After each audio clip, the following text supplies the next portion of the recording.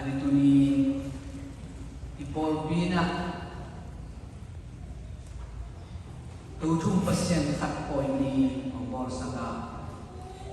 pa pasien oma tapa pasien oma khasyang tu pasien oma tuthum pasien khat chi tua tuthum pasien khat ahi mani tuni nang le ke mi ti kipian sang na mi te nung tang na le mai la kung na gi na nung tak ton na gi na to thum pasien khatina pum khat swa kina mi te nung tang na hem to ong siam pasien ni chituni ipol pina ong te sak mo ai ni toy manina por khat ai na ang sintena to thum pasien khat aum no pi pok to mina Trinity one God pok to hi lai sang tu suma om lo hi chia o lo por khat hi tu ni por pina lai sang tu kamal te ye kat changina tunian sin lai sang tu masa suma pao na lai sang tu suma bang na chi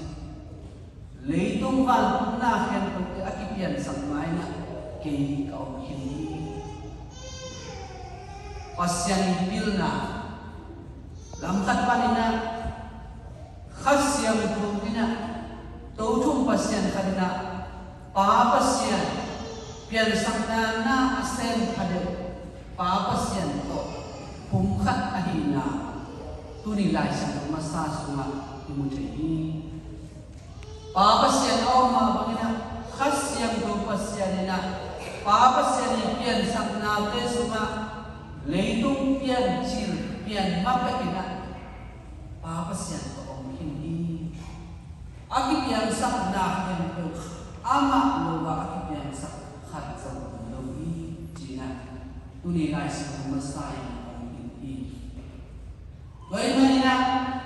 tuni namle ke Christian tam na te sunga pa pasyan ni ta pa pasyan ni khasyang to pasien ong hi chi upna kicham na ina akila na ina anya dia ke Catholic Christian te tam na suma pa ta pa chepte na mo den hi pa ta pa chepte na ni mo ta changina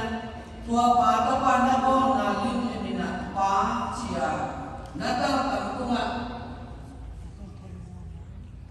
pa pasien ong siap pa pasien na po na ama min na lo na ni na up na kicham na hi pa pasien umingi ta pa pasien jong umingi khasyam to pasien jong umingi chi up na kicham na ina pa ta pa khasyam to min to amen chia singlam te chepte na ibon na ina amasa pen to thum pasien khat tunga upna ilana ipulana iteti hana i chite tuni athake ipo i toilet lai sang do sunga chiliti wan do to thum pasien khat ke achite lai sang do koi kadina ana sinai dia Cina karena ini mengtinggi. Doa isuma manina pain ke musolhi, pain ke musolhi, pan ke musol pa benno ke musolhi. Manto, laisa musuma, yung bibite na. Doa isuma na paong lakin mechi. Baba siya lakin tuwing pai suina paswa ke kauma ke sma pa mahi mani ke no mu na pa amu nahi pa pasian tapa pasian tua bet tham mina to pai suina kuni lungnam na lai sang sunga khas yang to pasian kong so ni upa khas yang to pasian kong so ni amai na kuma mutak ke kong ding ding ni tua cuma kita kan kayak yang pada ahli mana kayak minta nak tahu ini khas yang tu pasien awam lamzon tu pai suina itu tinggi le ini ini nak oke ongil ini Bagaimana kuni porpina tu ujung pasien kat poin yang bolsak nanti semua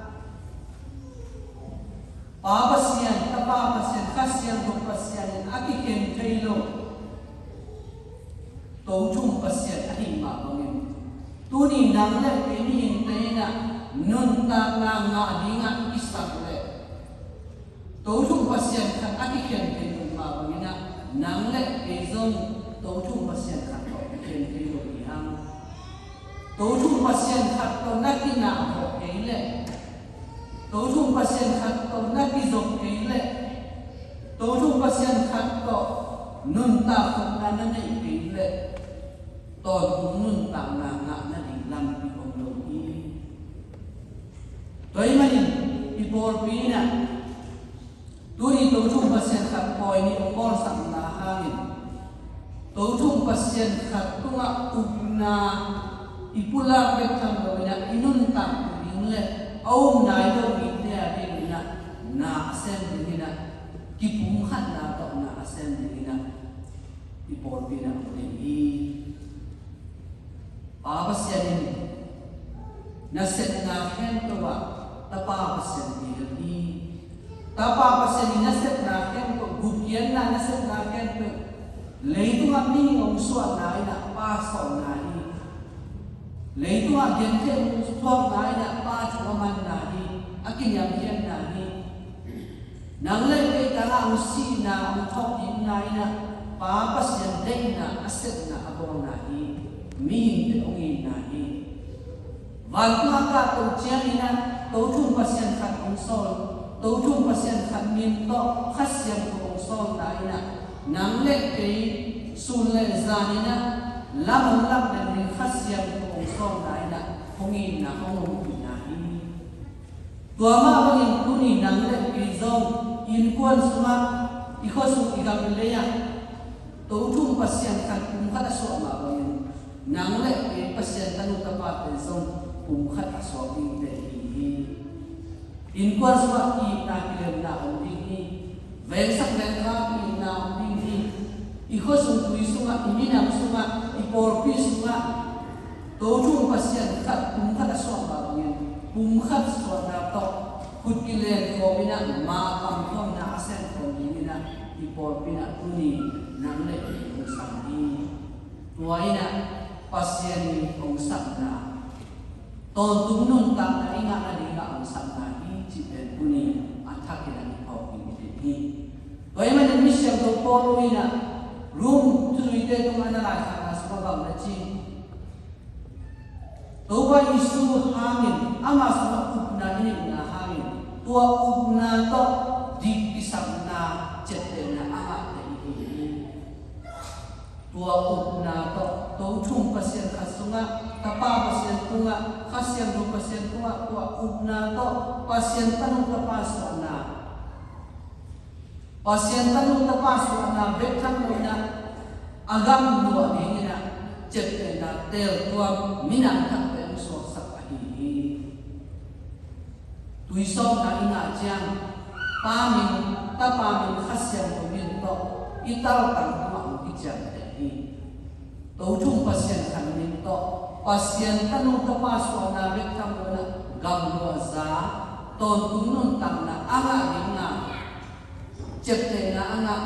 tel tom na anga sak na anga gamlo ninga akisa nang le ke pasien tanu to pa tehi kan tuni kaisa no kaila on kaisa hi toy mane tuni mi sagyat na sunga yung na te tip sakin mi te tu ma yung na te bom sonin ipungkhat na to in na to set ko bor na to